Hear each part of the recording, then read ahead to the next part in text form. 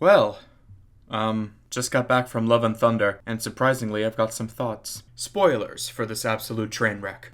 We open with Christian Bale carrying his daughter, wandering aimlessly in the desert. They pray to their god, and Bale begs for salvation. Time passes, and the daughter, tired and starving, perishes in her father's arms. She's buried, and Gore is left alone, waiting to die, until a whisper calls him to an oasis. This was a surprising way to open the movie, and for a moment, for 1 second, I thought perhaps the film might not be absolute shit. Then we are grindingly halted by an awful-looking god boy and flower fucks, and we are just completely thrusted back into comedy, only to be flung back into drama in 1 minute. The god is just a cartoonish dick and mocks his follower after hearing that his disciples have all been wiped out. He doesn't care and says that they are too busy celebrating over the death of a god slayer and his god-slaying sword, the Necro Sword, a god killer. I'm not joking when I tell you I've explained it just as ass as the film does. Also, why are you treating Gore like this when in the same breath you say that there's a sword that can kill a god? What an idiot. Gore renounces his god, and in a fit of rage, the god just goes to kill him. Oh, good god, what in the hell is that? Why is it so The sword then whispers, "If it's vengeance you seek, kill all the gods. Find eternity." The Bifrost is mentioned, and then suddenly Gore kills the god. Gee, who could have guessed it? But before the final blow, the god tells Gore, "The sword chose you, and so you are cursed." Not what I thought this jerk would say to his killer, but here we are. And then we go to 0 to 100 real quick. So this is my vow. All gods will die. Wait, all gods? Why would you want to kill all the gods? I thought your retribution lies with this god. Why go out and... Oh, wait. You know what? I'll come back to that later. Then, unfortunately, Korg begins narrating. The director himself begins a summary session of Thor's character study, literally replaying scenes from the prior films. We are then shown an Asgardian woman with a baby Thor strapped to her chest charge into battle. Why?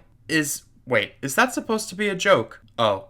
Perhaps I missed the cue. Kinda makes me sus of Frigga, assuming that's her. Odd. Anyway, we then hear Korg explain that Thor has loved a lot of people, but was absolutely enamored and in love with Jane. Yeah, remember Jane? But over the years, Thor lost people, you see. Like his mum, his dad, and that guy, and whoever that guy is, whilst showing the Warriors 3. Right. And then he continues. And Heimdall, and his brother again, and again. Right, okay, stop, okay, just stop. And he even lost his home, and he says, "What have I done?" Stop. What is going on? What is this? Why must you further disrespect the Warriors 3? You showed these scenes of characters dying like Heimdall and Odin, and you just make fun of it for a cheap laugh while it's playing only time. The fuck is this? And the joke of Loki dying is unbearably unfunny. I'm so over it. It undermines Loki's excellent exit in Infinity War. Loki, the show, is also a victim of this humiliation. Pathetic. But this is just... obnoxious. Korg then says to hide the pain he got fat. Very fat. And he joined the Guardians of the Galaxy. And he got in shape, but he's still sad. But he still fights, but he doesn't know who he is. And he doesn't know what to do, so he just doesn't fight. My good God. The dialogue out of the director's own mouth. Jesus. So yeah. When we see Thor and Star-Lord banter and the thought of Thor being part of the Guardians was so appealing, we just skipped all of it via montage. So whatever then. Silly me. Silly me for caring about this. Nobody cared about that, right? Nobody wanted to see that. It's too expensive anyway. It's not like we got Disney money or anything. Star-Lord then asks Thor for help, and then Thor uproots Stormbreaker and rides it like a broomstick while joking that they need to hurry up as people are indeed dying the longer it takes to reach them. What the fucking fuck? What is this? So Thor finally arrives and is greeted by the bouncing blue people, and Thor is informed of the situation. The Guardians are obviously upset that he hasn't been here to help them. But Thor jokes and says, "Look at the view though, it's so pretty."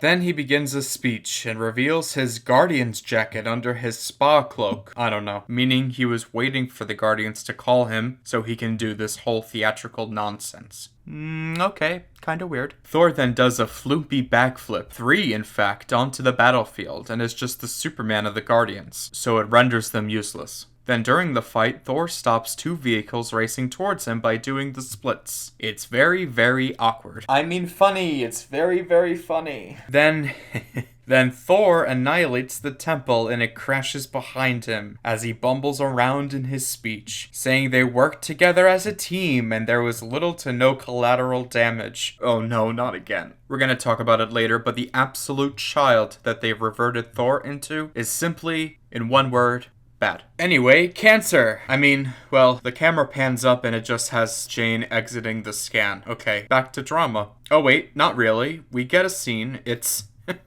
an interesting scene. It's an introductory scene for a character we haven't seen in years, so every word informs us and enlightens us to her and her character. So, in 1,000,000 to 1 odds, a guy is just reading her book, and noticing that he's reading said book, says that that book is indeed her book.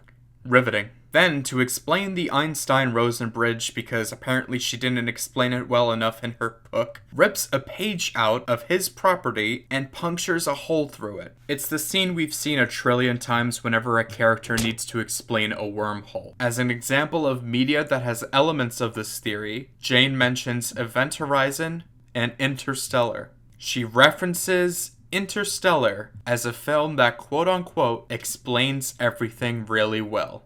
So she's just an idiot. Not only would a real astrophysicist not say this, but no normal ordinary human being would say this. So it's a joke, and a very bad one at that, but I'm sure the jokes will get better, as Taika Waititi is a very comedic director, and has made me chuckle in the past with Ragnarok and Jojo Rabbit.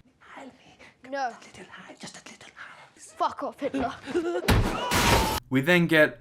Oh no, please go away, go away. Darcy is back and she talks with Jane. Yeah, remember Darcy? Kinda wish I didn't. Wanda killed me? Yes, but it's not that simple. You asked her to do it. Why would I have done that? To save the universe? Well, half of it. Did it work? He did. Until the bad guy rewound time and killed you himself. There are a few extra steps, but to set up the context. I came back and died again. She had to watch. Have fun in prison! Darcy surmises that Jane wants to go back to the lab, but pleads for her friend to rest and save her strength to fight off the illness. Well, I don't know how well you can fight off stage 4, but Jane has a retort, you see. She says, yeah, stage 4 out of how many stages? To which Darcy says 4. 4 out of 4 stages. To which Jane then says, that we know of. This is just cringe, man. Why do we need to make Jane so brain-dead stupid in order to bleed in jokes? Is it because we don't want the audience to get too sad? Oh, okay. Wouldn't want that. God forbid. Darcy asks about the Space Viking card, and Jane's like, nah. Cut to the lab, where under 30 seconds, including a cameo from Stellan Skarsgård, we see that her research is at a theoretical dead end. We're just blasting through these scenes, man, no time to waste. And then Jane looks to a book by her desk of Norse mythology. Intrigued, she opens it, and the pages land on Mjolnir, and the screen is filled with text that says that the hammer imbues power and stamina, as well as great health. Okay. This gives Jane enough of an excuse to go to New Asgard. Why does she look to the book? Why does she flip to the pages of Mjolnir? Why does she assume this will fucking cure her cancer? Well, she had A feeling. Moving on to New Asgard, where the new ruler, King Valkyrie, sure, why not, has converted the old backwater town into a tourist destination. This includes cruise ships, rideable bars or something, and infinity cones, an ice cream shop with the font of the Avengers, an Infinity Stone themed logo, including the Infinity Gauntlet. Not Tony's, specifically Thanos's. Okay.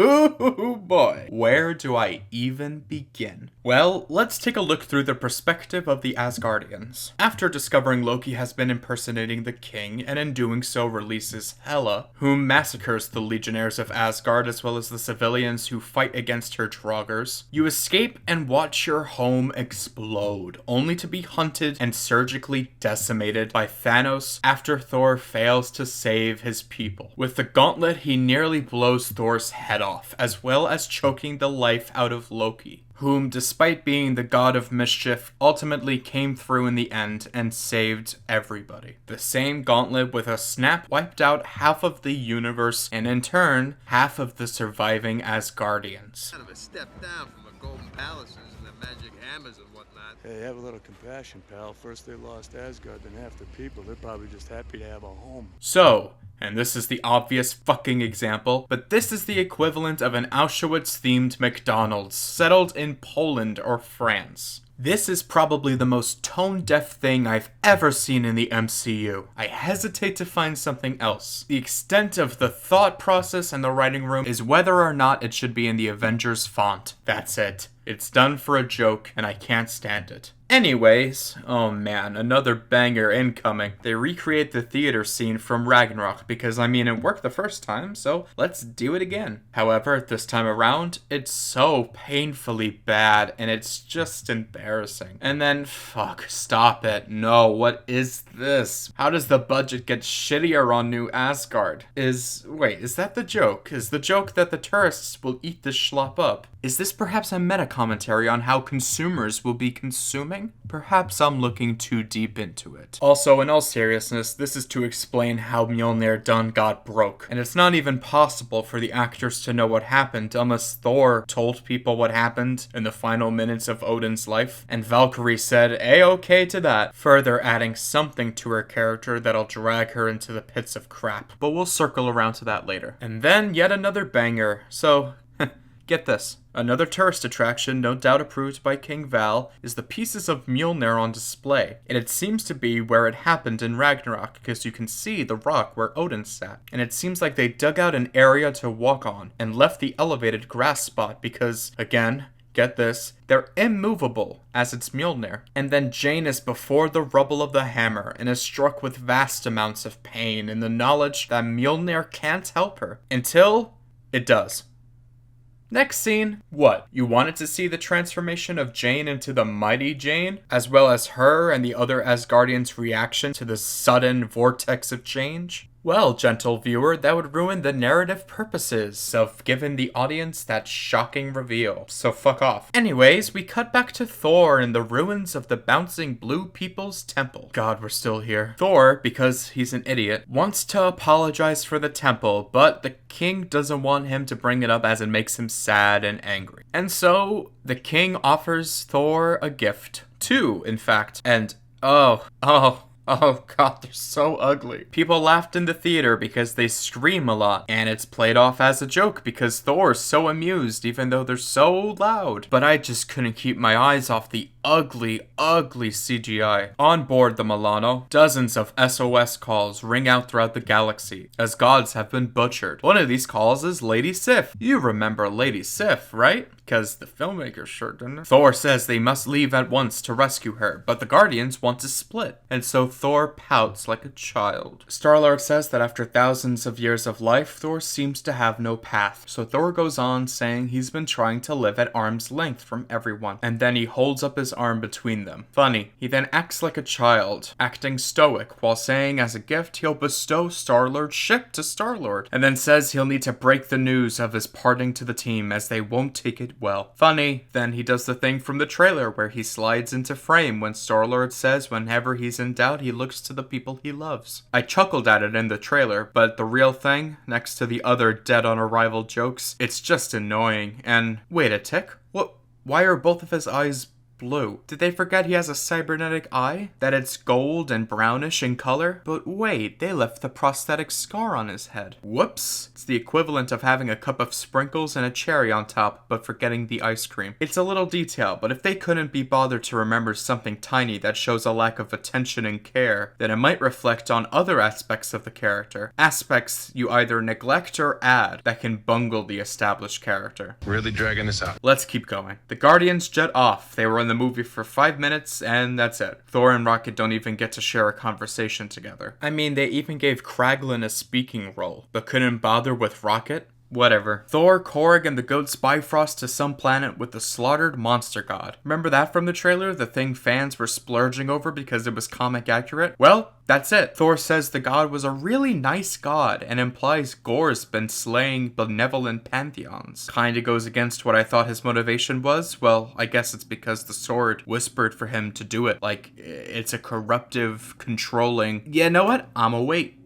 Thor finds Sif on the ground, missing an arm, and she's very intent on dying, as it means she'll ascend to Valhalla. But then Thor corrects her, saying in order to go to Valhalla, you need to die in combat, not survive and die after. Sif exclaims and seems very upset at the prospect. Thor then jokes that perhaps her arm went to Valhalla and maybe perhaps— What the fuck? What is this SNL level shit? Why isn't Thor more invested in the well-being of his best friend, one of the only friends he has left? Wait, where the hell have you been? And shouldn't you know how to get into Valhalla? Wait. So now you're focusing on Viking customs and culture in Thor's 4th film, but it's only there to make a joke, because if they took it seriously, shouldn't that mean Odin didn't go to Valhalla? And wait a minute, why are you even here, Sif? Seems like we skipped a scene or 10. Seriously, where has she been? And how did she send out the SOS beacon? Did she know Thor would find her? Does she have a floating camera that records her? How in the 9 bloody realms do you know Gore's going to New Asgard? Did he interrogate you for info? Did you squeal? What planet are we even on?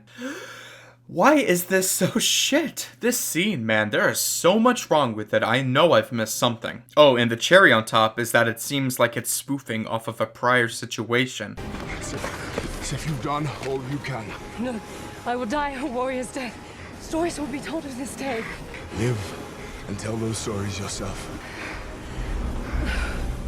But that scene was meaningful because it showed Thor wouldn't let Sif die the way of a warrior's death, showing the growth he's been through from the beginning in his warmongering rage to a selfless, humble noble. It showed a change. This shows a farce, and I hope we have no further instances of regression. That would be annoying. Meanwhile, the ghost of Sparta arrives and starts to ambush the town. Yeah, fuck it. For the rest of the video, I'm calling him Kratos. Think about it. Lost his daughter, makes a deal with the devil, blames the gods, pale skin. I mean, fuck, I wonder if any other God of War references will be in the movie. Weird spooky demon creatures run rampant and Valkyrie arrives in her PJs. In comes Thor and the Bifrost, much to Kratos' glee. Valkyrie blames the attack on Thor because, I mean, I don't blame her for thinking that. He is a neurodivergent block of paste after all. Suddenly, the sound of thunder. Thor asks who the new guy is and Val's like, oh, that guy. You gotta love that guy. We then get Thor calling out to Mjolnir like a dog, whistling for it and asking the warriors if they've seen his hammer. Mjolnir, him, boy!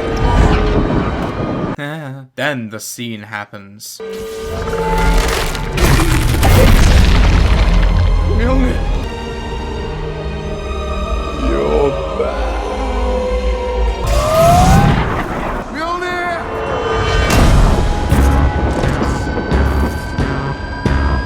And the whole theater clapped at the 5'3" Lady Thor. She has some tricks up her sleeves, however, including the ability to split Mjolnir into several pieces like a shotgun burst that can also be guided and return back and reform like Legos. The pieces are also sharp enough to go through the monsters' bodies. So basically the hammer is better off destroyed. It's a vastly superior weapon than it was before. So that's satisfying to see as a fan of Thor in the MCU. Well, a former fan, that is. We even get the little girl getting shocked and inspired by a woman superhero cliche. But it's just funny in this scene because her reaction is of a monster getting riddled and shredded into bloody bits. Definitely not traumatized for life after that. Nope. This is inspiring heroics. Instead of the obvious question to ask, Thor, because he's an idiot, says, Excuse me, that's my hammer, and that's my look. And to compensate, he thunder strikes and makes a new suit with a ghastly helmet. He even makes it bigger than Jane's helmet as to recompense his fragile, damaged ego. This gold and blue armor was summoned by Thor because of vanity and injured pride.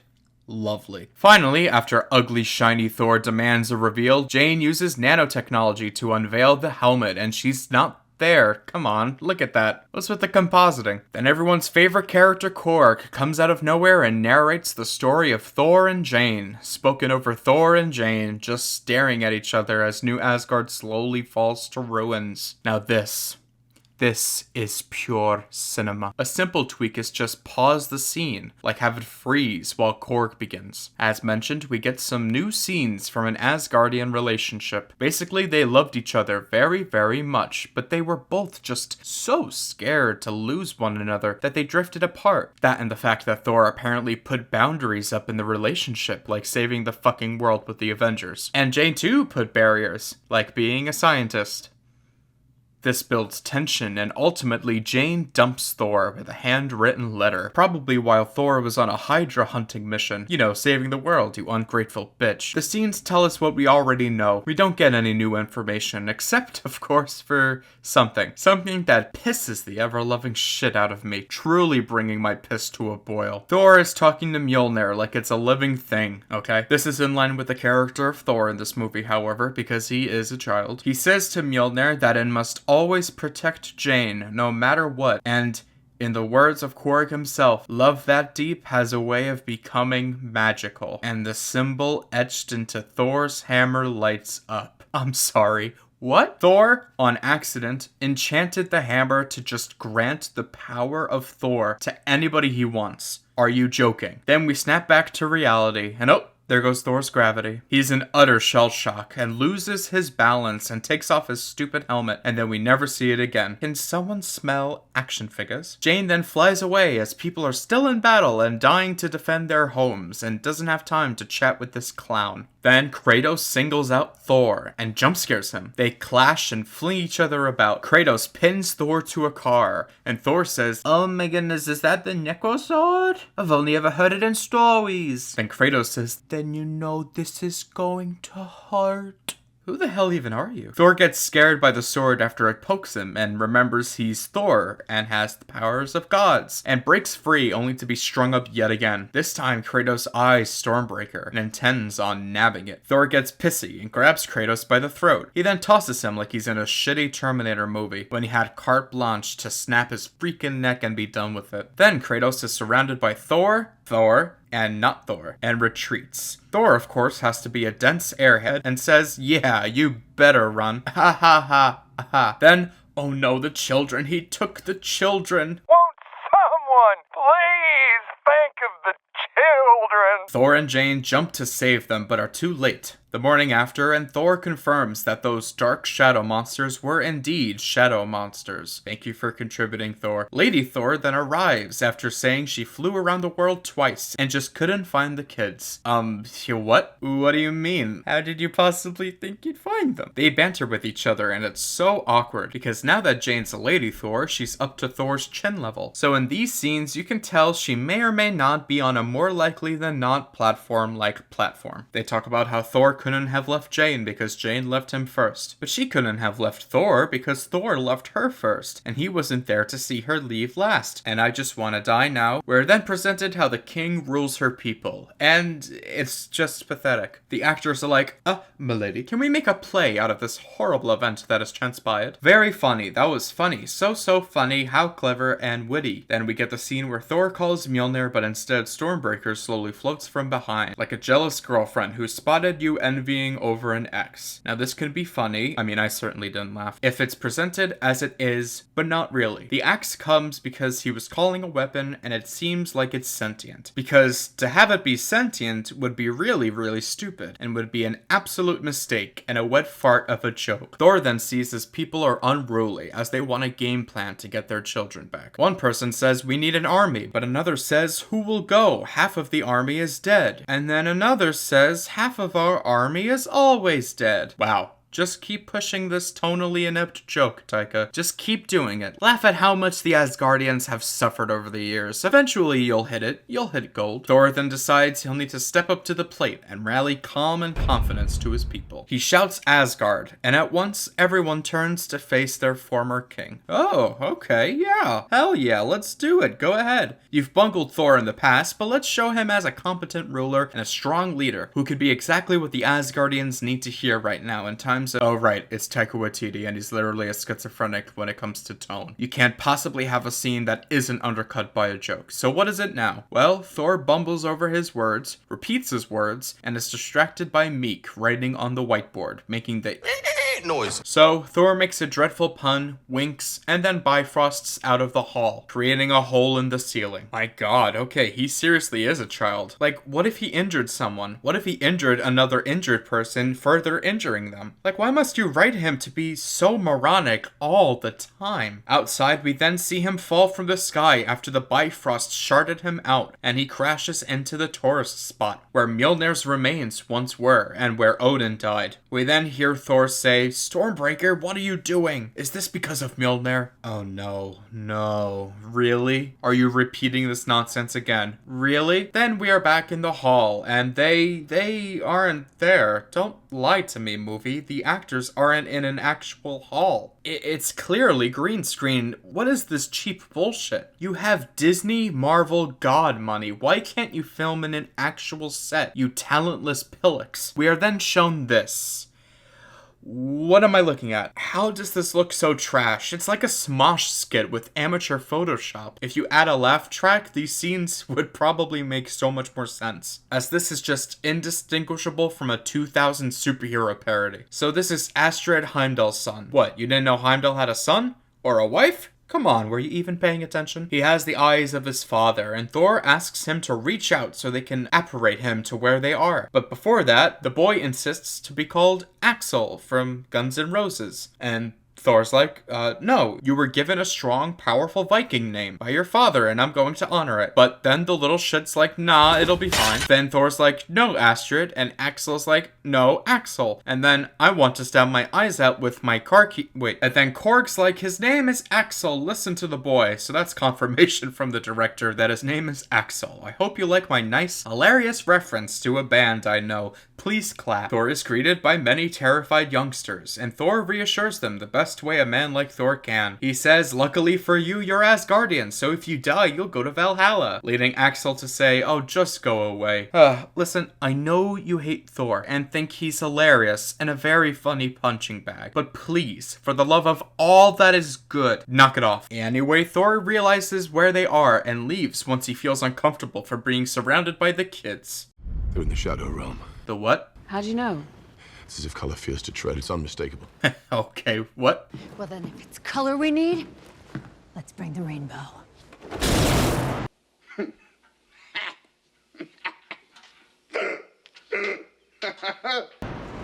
Bring the rainbow. Was that a catchphrase or something? She's only been a Thor for a minute. I mean, saving lives she's quite good at, but the rest of it, she needs work. How many catchphrases have there been? A lot.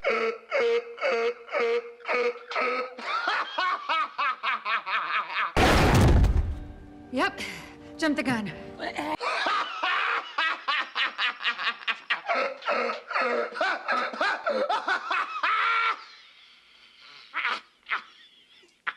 Why does everything look so cheap? I swear, this was an SNL skit, but someone greenlit it into a $250 million blockbuster where the special effects department has been wrung dry of everything liquid from their bodies, working the best they could under a demanding, fledgling, aimless, and careless corporation. Does that look real? In that particular shot, no, actually. It doesn't really, right? When you look close. You need to be more blue. Okay. This is one little funny thing that happens in this. See this shot? When I go, it's because it used to be when he would wake up. That was my reaction. But you just left it there randomly. It's unmistakable. It used to, that, I never noticed it. I was never looking at you. Trust me, I did. That performance used to make sense because he would wake up. He'd go, ah! And then that was my reaction. But now I just do it for no reason, which is cool. And that's also an indication of how sometimes someone can make a performance look crazy when it wasn't. Hang on, he moves through shadows and he's going to the shadow realm. It seems like that's where he's going to be the most powerful. Did you hear a word he said? He said he's in the shadow realm. They're in the shadow realm. Not going to the shadow realm, you foul bint. You're right, we can't just go marching in there. It could be a trap. It is a trap, and I don't know how your idea of assembling an army will make it any less of a trap. Are you thinking what I think you're thinking? I'm thinking it. What are we thinking? I'm thinking it too. Omnipotent City.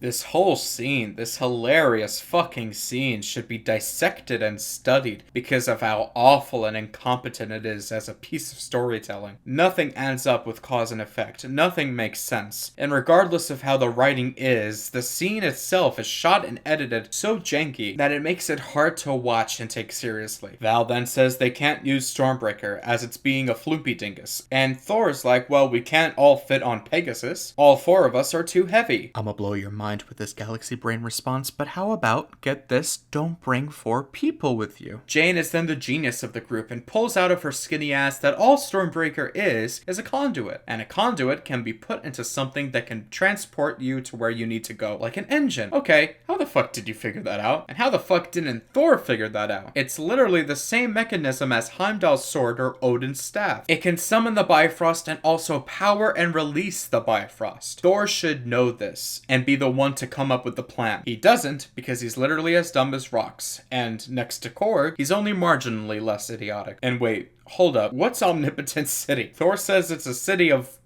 the gods of the universe? I don't... What? Hold on. But if... No. How? Wait. Why don't... But surely... No. Why... No. Why not? But... Why? Why? But why? But why? Just... why? What? Then we get a scene of the team assembling a boat, and Thor talks to Mjolnir. Haha, so random. Lol. He says you're some piece of work.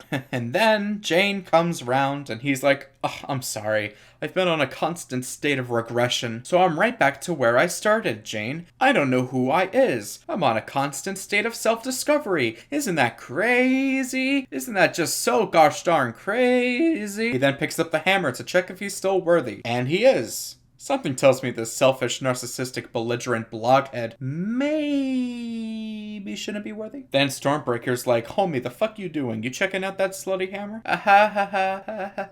Funny. Then, as though the feeling of whiplash wasn't already pleasant enough, Jane's cancer rears its ugly head. As she reveals, she's still a weak, frail mortal without the hammer. Then we get a half-assed montage of Mama Foster, who also had cancer, and told a little frightened Jane to never stop fighting, and that she'll never truly be alone, or something. I don't know. And then Jane picks the hammer back up and destroys the sink for some reason. Val knocks on the door and is like, why'd you kill the sink? And the movie is flung haphazardly back into comedy. So we can all take a minute and breathe. Thank God. It was getting a little bit too serious for a second. Thor begins his speech. So let's get this over with and cut to the joke, okay? Thor says on their return, they'll bring with them many children, and then they'll feast. But not on the children. We don't do that anymore. Dark times they were. Shameful times. In your vain attempt to make a joke, you've added way too many unwanted questions to the woefully unfunny comment. Has Thor eaten children? Has past Asgardians like his grandfather or hell, Odin? Again, Taika draws from Norse mythology's crazy and wacky aspects for a cheap chuckle, when all it does is add nothing but questions of cannibalism, the current state of the MCU.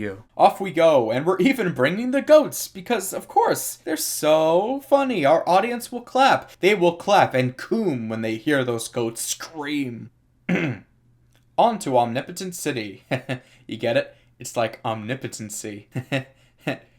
Also, let me just say, I'm not knocking the CGI for Omnipotent City. It's very visually appealing. But I can't stand the confused, packed, and congested architecture style. It reminds me of the TVA nonsense. I mean, look at this. Where is this even supposed to be? The quantum realm? Like, over there, You know what? I'm not gonna even touch Loki. Maybe I'll save that for another time. Then we get a scene of our comedic heroes talking and walking on a green screen, and they aren't really there. Don't lie to me. I know what a lie is. Also, I did bring it up earlier, but the helmet on Jane doesn't track well. She's obviously not wearing a helmet, as they didn't have a helmet design done before filming. And this happens a lot in these newer MCU films, unfortunately. A simple fix, in my layman's opinion, is for the director to have tracking dots on Portman, so it makes it easier for the VFX folks. I mean, it's not like you don't do that for other effects. Mighty Lady Jane says she's been thinking of catchphrases, and she's been working a few. One includes, "Eat my hammer," and Thor says that's really good. His is, "This ends here and now," and she says that's a good one too.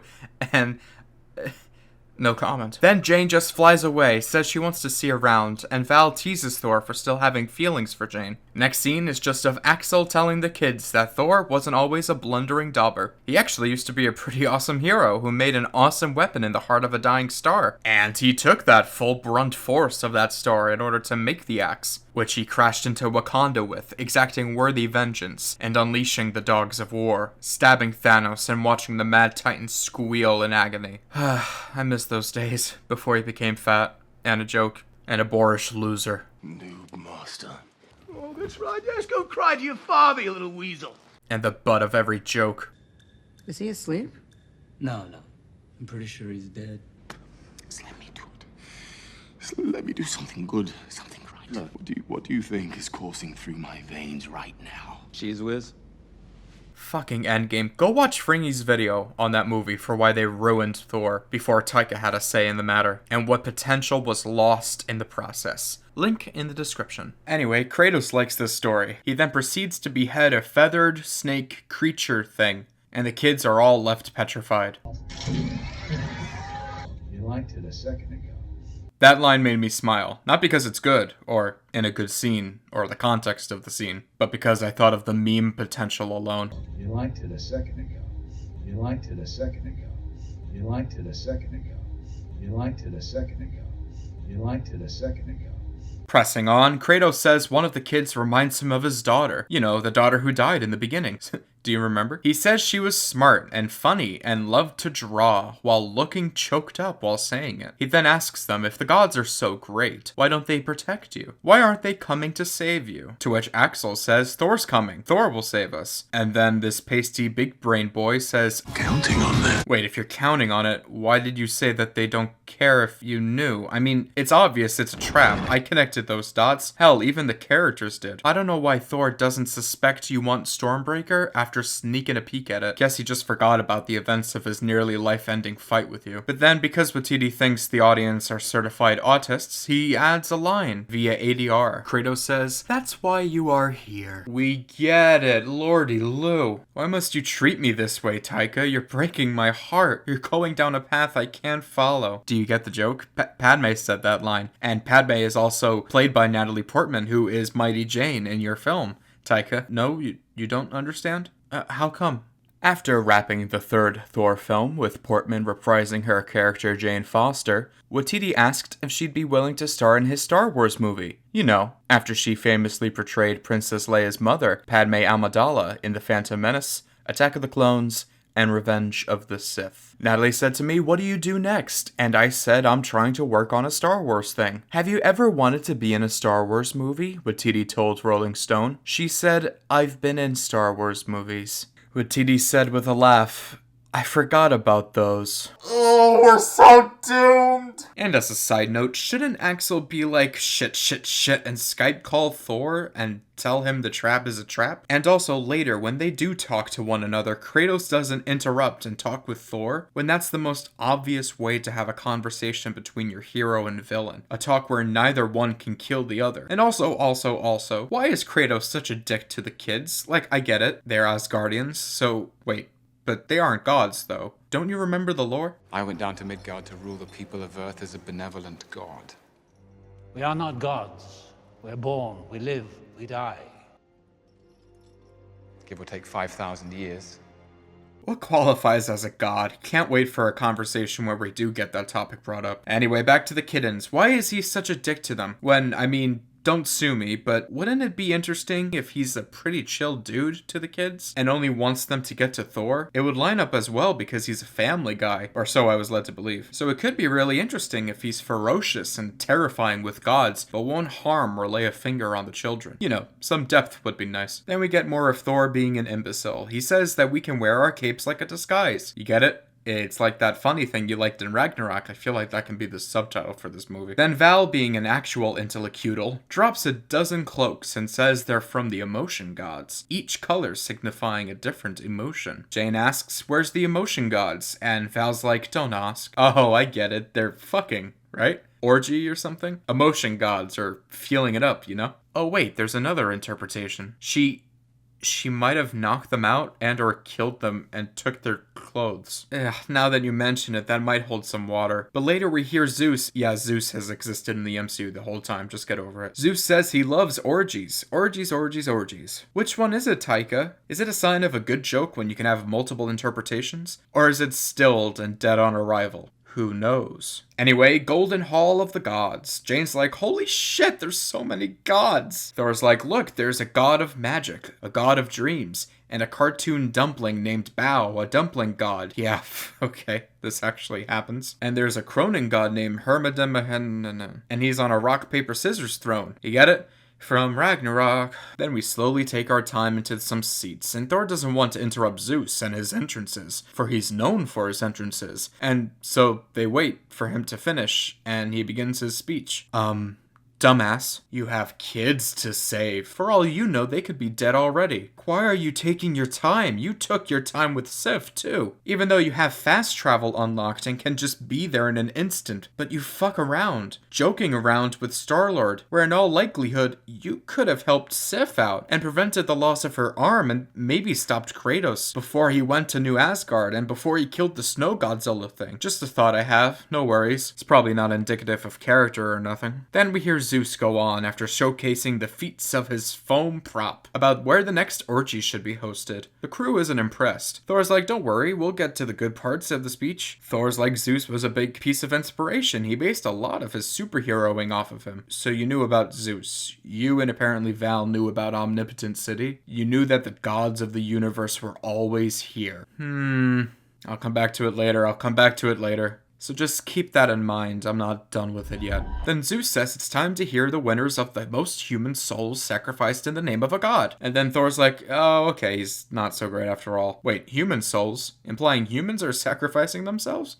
I mean, after the discovery of the Nordic gods, I guess some of the populace would begin to believe in other pantheons. But they're at the point of sacrificing themselves? That seems serious, no? Oh, whatever, it's supposed to be a funny. Ha ha, ha ha. Moving on, why should I fucking bother? Val then says if we can't summon an army, they might as well take the weapon of the man. Val, being a former Valkyrie, has perhaps a vast array of knowledge when it comes to strategy and battle tactics. She should be the theoretical brains of this faulty operation. So, what's the plan of attack, Thor? Well, Val does have a plan. Attack. Zeus hears them talking and asks the rude party to reveal themselves. Then Korg's like, hey, it's us, we're talking. I can't believe Taika himself couldn't find a way to push the plot, so he just pushed the plot himself. Zeus makes fun of Thor, and the whole audience pantheon laughs. I feel this is a pretty apt metaphor for the conversation of Thor and his loss of agency, confidence, and, well, character. He is then brought to the stage, and Zeus hears him out. Thor then asks for the support to take out the ghost of Sparta, as he leaves chaos in his wake as the innocent civilians are no longer protected by their benevolent gods. Zeus says these low-level gods are of no concern. He demands Thor go back to his seat and shut up because he's this close from being uninvited to the orgy. Yeah, so he's just another cartoonish dickhead. That's it. That's his character. He's selfish and horny. Oh, and Zeus. Zeus is also selfish and horny. Gee, there's a lot of that going around in this movie, isn't there? Zeus gets pissy and ties him up in electric boogaloos. Jane's like, we need to act now. I'm ready whenever you are, your highness. Then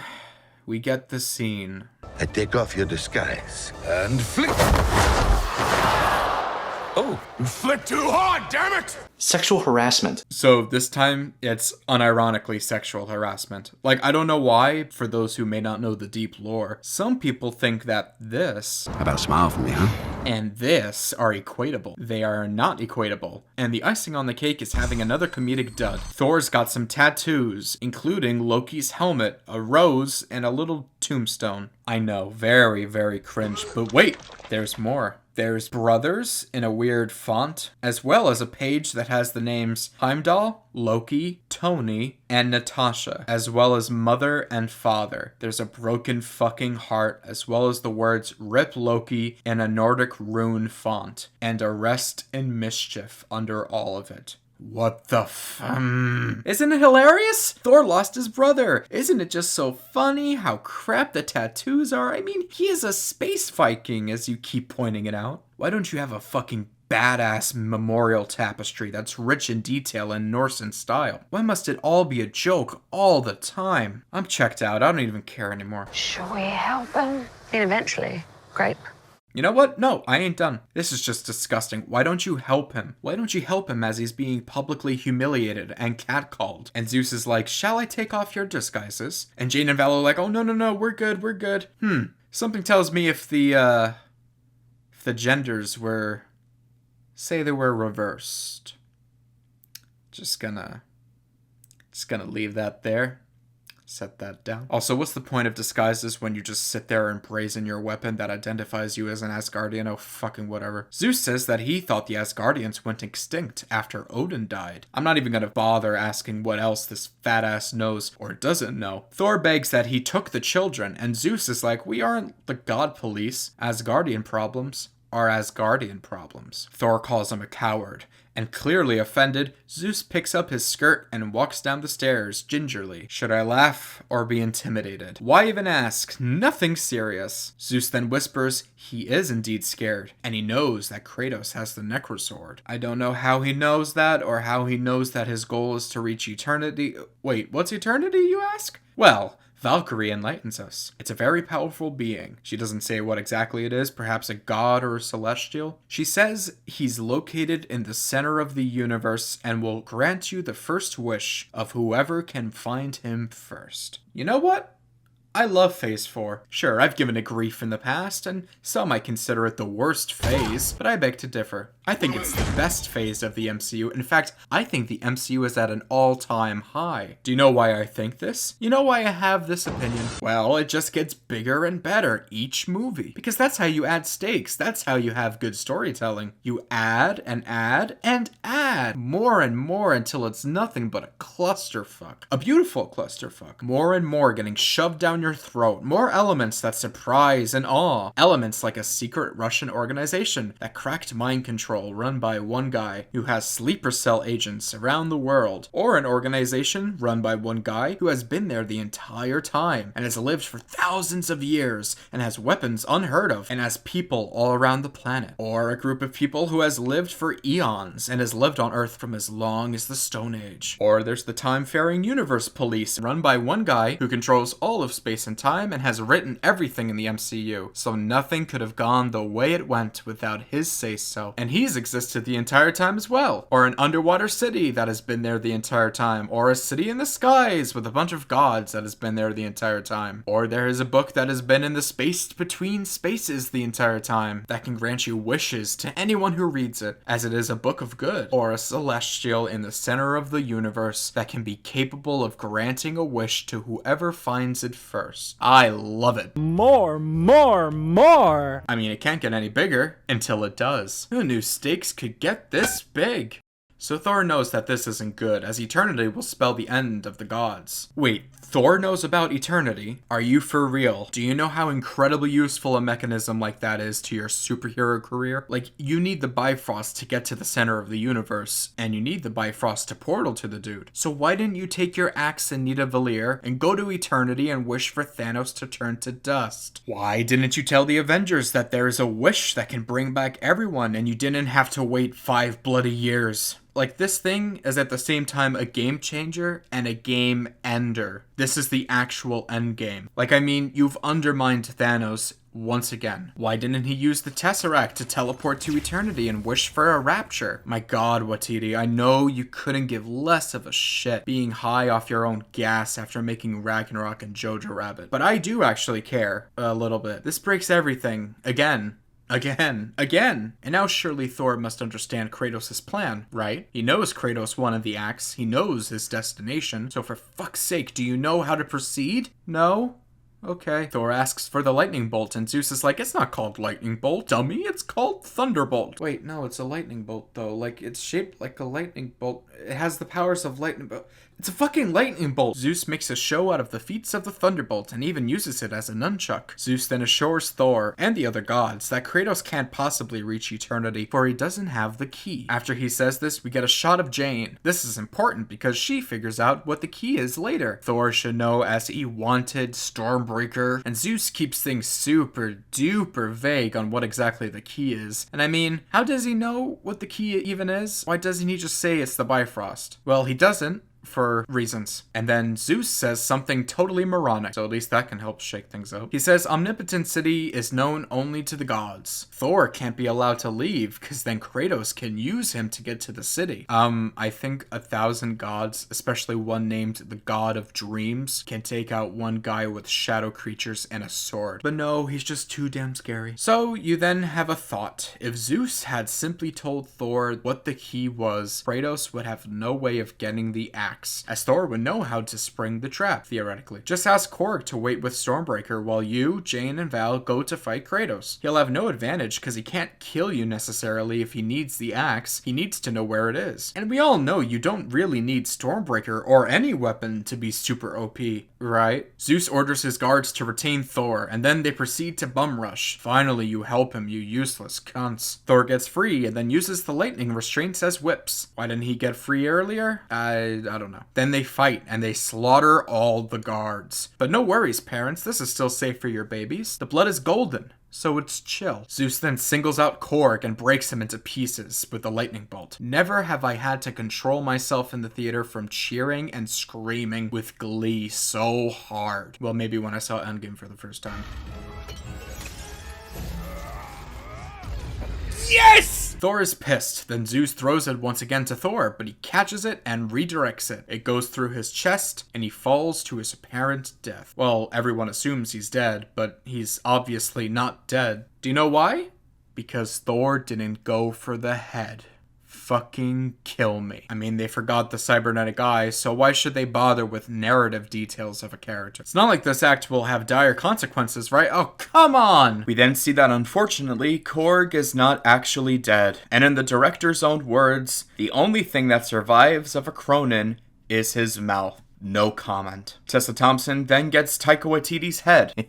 And so it's like Mimir from God of War, a headless storyteller. But this go around, it's awful and not comedic gold. Korg summons the goats and they escape after Val steals the lightning bolt. She kisses a mistress's hand, and luckily for Chinese audiences, it's exactly 5 seconds. So Marvel can cut it and spare them the horror of homosexuality. In the next scene, Thor's with the kittens and tells them that he killed Zeus, and also a ton of his guards and stole his property.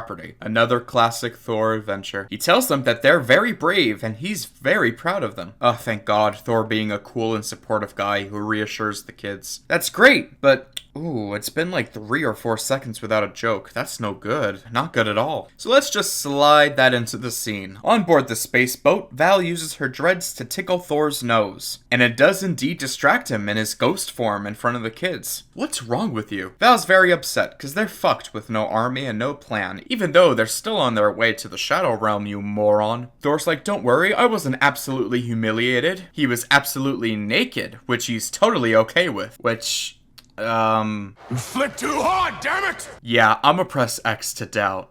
Or Y, because he's lying. Oh, what the fuck ever. We then get another joke about how Stormbreaker's a jealous girlfriend. Get hyped. Thor admires the lightning bolt and calls it sleek and slender and powerful and beautiful, and Stormbreaker rocks the boat. This actually happens. Thor walks out and talks to Stormbreaker and asks if they're chill. And please don't say I'm lying to you. I'm not. He pours his beer onto Stormbreaker and it hums in joy. He then tickles it and they make their amends. This actually happens. This is giving me vibes, or should I say horror flashbacks of TLJ.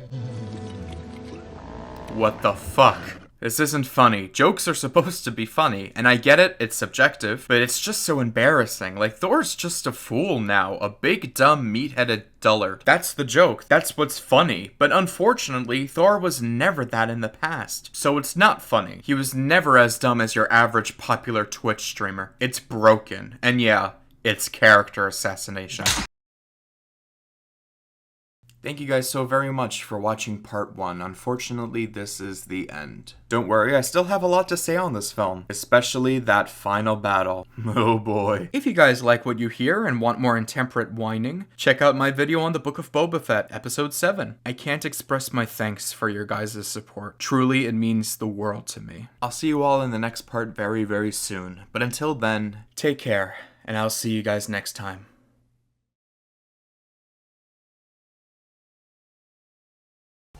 Stupid ice cream store. You liked it a second ago.